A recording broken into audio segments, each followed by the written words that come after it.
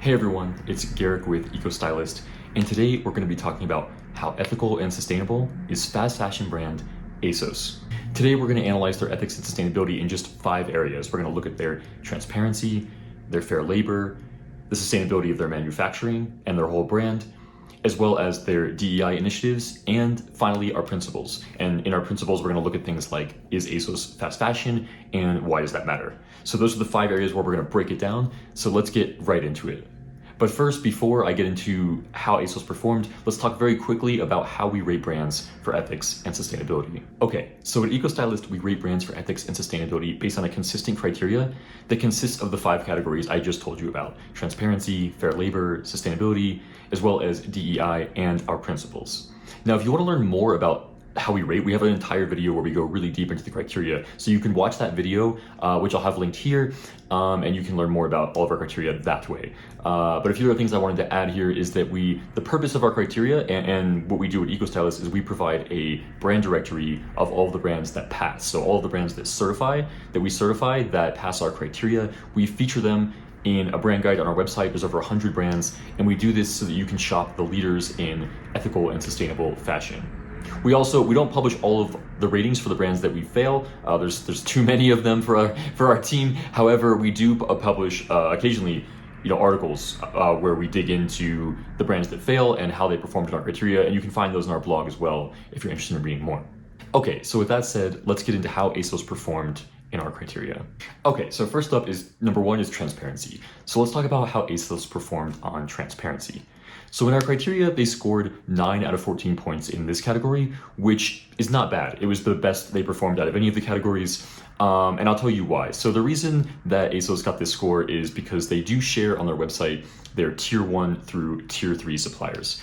All of them. Now, this is pretty good for a fast fashion brand, or really any major fashion brand, because a lot of brands don't even do this step, right? It's a long list of their suppliers. It's pretty detailed, and basically what tier 1 through tier 3 means, because you're probably like, what, that language is like, what is that? Well, first of all, tier 1 is always going to be like where the clothes are finished, so where they're sewn, right? So it's like where the t-shirt was sewn, so that it was a t-shirt, and then from there, obviously, it was a finished product, that could be sent to the warehouse or what have you. So that's tier 1, right? And usually when we talk about transparency, that's what most people think of, they're like, where was my t-shirt sewn? Was it sewn in China? Was it sewn in Bangladesh? Was it sewn in the US, right? That's tier 1. And then you can think of it as like the other tiers are just the steps before that. So tier 2 is what was the step before that. Tier 3 is what was the step before that, right? So let's say that tier 1 factory sourced their cotton or polyester fabric from like a fabric mill. That would be the tier 2 supplier, right? And let's just say that fabric mill, sourced that cotton, if it was cotton, from like a farm, and that would be in that case the tier 3 supplier. Or maybe they had sourced it from like a dye house or something, right? So there's basically there's 3 steps. It's 1, 2, 3. It's 3 steps of their supply chain. It's really great that ASOS does that. It's like the first step of sustainability. You have to share. In ethics, it's like you have to share where things are made first, so that then from there, it's like you can determine, was there slave labor involved? Like, are human rights being protected? Are living wages being paid? Really important things like that. So honestly, great work to ASOS for that. But let's talk about the shortcomings. Where do they fall short? Well, where they fall short is that they don't go beyond that, right? Transparency is supposed to be the first step. They don't share things like how much these people are being paid in any of these factories. They don't share if they're making living wages, and almost definitely they're not, right? In an industry where 2 to 5% of clothing makers earn living wages, it's like the status quo is that they don't pay living wages, and it's really the brands that are doing that are sharing that information, and they're not sharing that. So we don't know the wages of these workers. They also don't share detailed information about how they manage subcontracting, which is really important for transparency and for fashion. Because without detailed policies around subcontracting, what that means is like if ASOS sources to a tier 1 supplier, that tier 1 supplier might be outsourcing further, and when factories outsource like that and it's not being protected, a lot of labor abuses happen. People aren't being paid fairly, they're not being treated fairly, they're making clothes out of their home, which often results in their wage per piece is being even less and things like that. So that's where they fall short in transparency. So it's a good start, but they have more work to do. Okay, so let's get to the next category. After transparency comes fair labor, and ASOS scored 5 out of 33 points in fair labor, which, no surprise, not a great score. So first, let's talk about what they are doing. The gist of it is essentially they have a code of conduct on their website, which, like transparency, it's a start. However, the big categories of fair labor are, do they pay their workers living wages? Do they pay their workers benefits? And this is really important because like living wages, for example, a lot of times when companies guarantee a minimum wage, the living wage might be 2 or 3 times that, right? So the difference between a living wage and a minimum wage can be quite a lot of money. And it can mean that, these clothing makers are struggling to support themselves and their families on the wages they're earning, right? So when it comes to these categories of the big points are living wages, benefits to clothing makers, ASOS doesn't provide any evidence of that whatsoever. And then the other big one would be, unions, if they provide, not just if they allow, right? Allowing is one thing. It's like, do they provide that? Do they encourage that? Do they regularly collect worker feedback and use that feedback to improve conditions? So if workers say they're not being paid fairly enough, pay them more. They use cooperatives, things like that, and ASOS doesn't do any of those things. So essentially, so they fall really short in fair labor, not a great score. So let's move on to the next category, which is sustainably made. Okay, so next up, number 3 is sustainably made, which is essentially the environmental practices and the environmental impact of ASOS. So they scored 13 out of 49 in this category, which again, not a great score. Sorry for the redundancy, but I think you get the idea. First, we're gonna talk about what ASOS is doing, and then we're gonna talk about what they're not doing. So first, let's talk about what they are doing, okay? So some things they are doing, they do share a carbon footprint on their website, and they have goals to reduce it. However, there's some problems with ASOS. One of those being that year over year, despite having these goals, their carbon footprint increased. So from 2021 to 2022, it increased. So did their landfill waste. Not great, right? Other things that ASOS is doing when it comes to sustainably made is they do have a restricted chemical list, which these are chemicals they don't allow in their clothes. And this is great for clothing makers as well as for you, because it means that clothing makers are being exposed to less harmful chemicals during production, and also that there will be less harmful chemicals in your clothes when you receive them. Really important for your health. And then they also do have wastewater guidelines in line with ZDHC. And this is great because it helps prevent untreated wastewater from being dumped into rivers by factories, right? So these are some of the things they are doing, which is a start, and they're all good things, to be clear. Okay, so let's switch gears and talk about what ASOS is not doing when it comes to the environment. So a couple of things they're not doing, they don't share their water footprint or their goals to reduce that. As I mentioned with CO2 and landfill waste, these are complicated because they can earn points for sharing their footprint, but then their goals, they can't really earn points for having goals because their footprints are increasing. So problematic for sure. A couple other areas where ASOS falls short when it comes to sustainably made. One is their fabrics, right? They don't use, more than half of their fabrics are not more sustainably sourced, right? The vast majority of the fabrics that ASOS sources are what we would consider unsustainable, not sustainable fabrics, right? That's a problem. They don't earn points for that. Also, they don't have certifications or policies that ensure they're protecting the human rights of the raw materials suppliers. So think of the raw materials like polyester, cotton, etc. They don't have that. And they also fall short when it comes to circularity. They don't earn points for circularity. They have a page on their website that talks about circularity. It's honestly pretty greenwashy because it's really positive. It makes you think like, oh, ASOS is doing something when it comes to circularity, right? But then like in their goals, they talk about using recycled fabrics, and no offense, but that's not circularity. or what you could say is that's like a baby step. Like if circularity is a full circle, it's like a small part, but it's not something we typically give points for. Because recycled fabrics falls under the fabrics category, right? That's using more sustainable fabrics.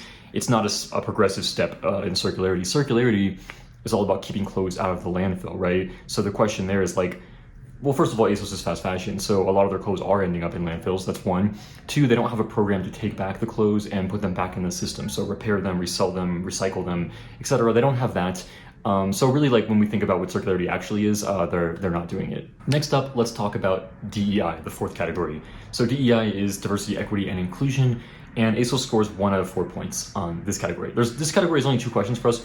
The 1 point they earned is for having a policy, like a DEI policy, right? A policy around discrimination within hiring. That's where they earn that 1 point. The other 3 points is for showing diversity in their senior leadership, which ASOS doesn't earn points for. They do talk about this on their website and they say they're gonna publish a report, but that report isn't published yet. So we don't know the stats, right? Until they publish it, unknown. Okay, and this brings us to category number 5, which is our principles. Our 3 principles are, is the brand fast fashion? Does the brand inspire us? And do we trust the brand? I won't go into like why we have these principles in this video because we cover that pretty well in our How We Rate video, which you can look for the link and you can watch that if you're interested in learning more. So I'm just gonna get into the 3 principles, right? So first of all, is ASOS fast fashion? Absolutely. ASOS is a fast fashion brand and we give negative points for fast fashion brands.